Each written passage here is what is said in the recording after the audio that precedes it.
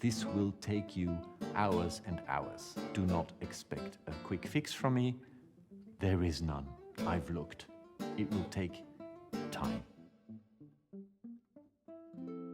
These exercises are not just meant to get a better rasgueado, but they will actually also help you within other realms of the guitar technique. It trains the flexors of the fingers and is actually extremely effective. Hello and welcome to another episode of Tone-Base Skill Builders. I am Jan Depreter and I'm here to take you on a journey of rasgueados in the wonderful world of this particular Spanish technique that has quite a few strong opinions about them. So of course rasgueados are being used very extensively in flamenco music in a very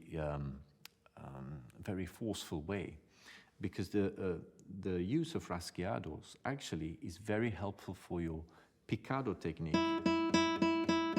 One of the reasons flamenco players usually are very fast is because they have developed flexors on the outside.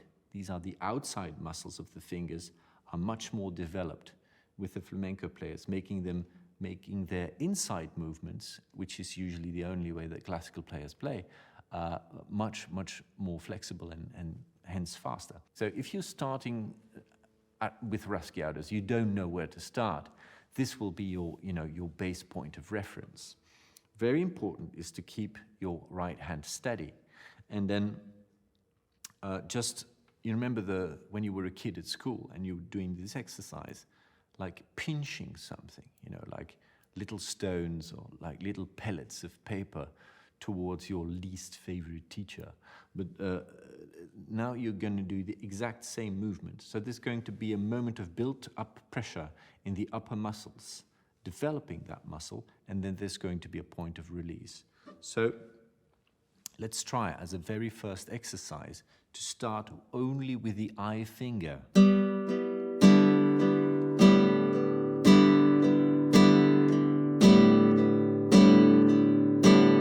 So there's a moment of built-up tension and there is a moment of release.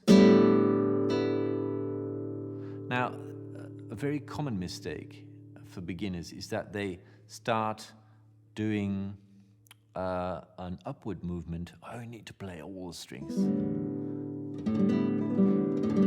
And then it actually sounds like you're trying to grate some Parmesan cheese for tonight's spaghetti by mom. So make sure that your downwards is a forceful slash, that there's some power behind that. And the upwards movement is more like a brushing, like a feather-like movement, very relaxing, right? So you have a strong downwards movement and it's going to help you build up a structural technique. You can, and I should encourage you to use a metronome with that. Now you can do a little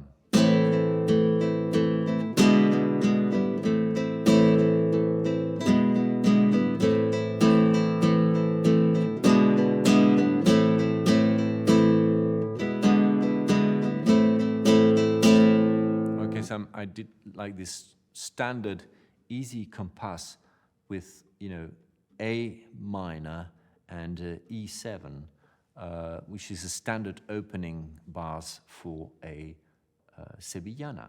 Now let's take it to the next level and start making things a little bit more interesting. You add this grating rasgueado, where you actually do this with your hand and you put a slight pressure, also all the fingers, all the tips of the nails make contact with the strings, but then you're going to release them one by one. And that's the way how you play that rasgueado. So 4 fingers, and I mean like the horny part, make contact. And then it's like you push with the hand into the, just ever so slightly, into the sound hole, and at the same time, simultaneously, you let every finger go. If you do this movement slowly, it's going to sound bad. But I promise you, once you get it up to speed, you know, that you get the order of the fingers right, it's going to sound quite good.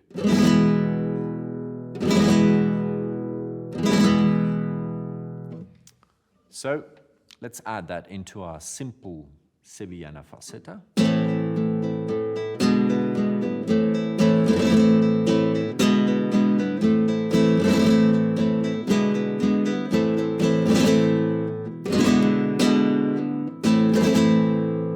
So there's your introduction, very simply so. Second level. Third level is that you start really articulating. That means you're going to, and this is where it starts to get interesting, is you start to train each and every finger separately to play. And the fun thing is I have this lovely exercise that I picked up while I actually did some flamenco back when I was young and I had some hair on my head.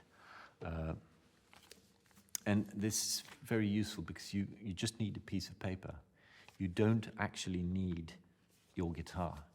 That means, you know, while you're commuting to work, you're taking the train, you're taking the bus, just be prepared for some from very annoyed other train travelers. But you can practice this quite discreetly on the tram, on the bus.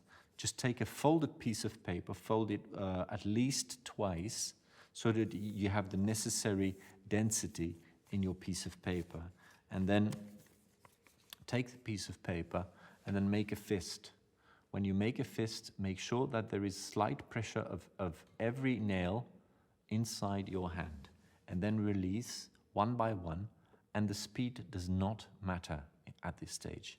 It just matters that you release every finger in the right order, and that the fingers are actually, so there is a slight pressure in the flesh of your hand here. The slight pressure, the nails are in there, but don't hurt yourself, all right? That's not why we are here.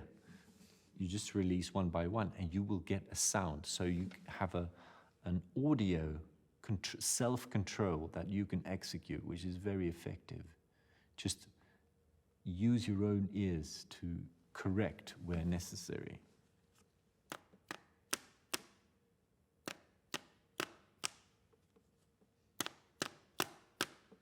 Finger by finger. I've done this for hours on buses, on trams, planes. It trains the flexors of the fingers, and it's actually extremely effective. And then you determine your own rhythm. You hear it's absolutely regular. It's not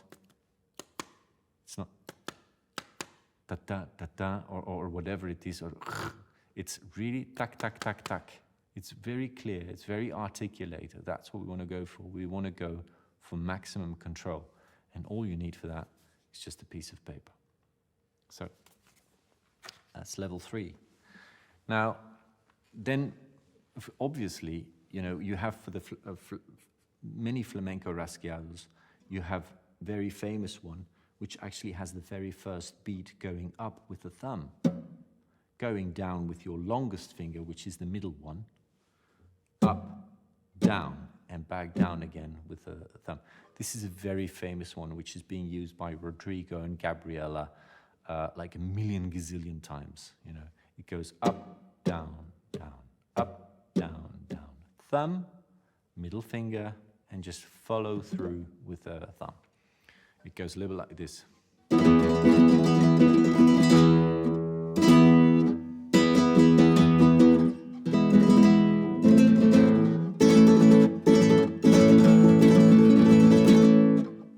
Then you can start to add little percussive elements, like a beat.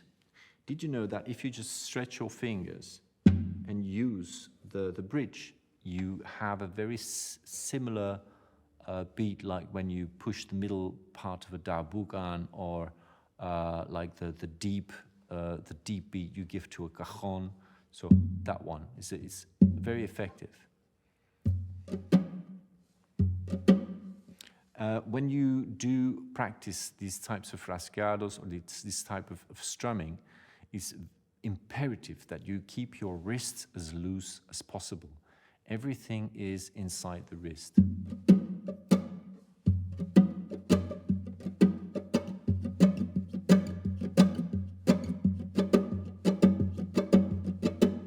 So the wrist needs to be very loose. Whenever you want to check upon accuracy, whether it be a Villa-Lobos etude or a rasgueado, the best thing that you can do always is to play apagado first and then do whatever you want. But apagado first to self-audio check what's going on, okay? Apagado, everything will be clear, more to the ear. Am I playing regularly or is it going? No, it's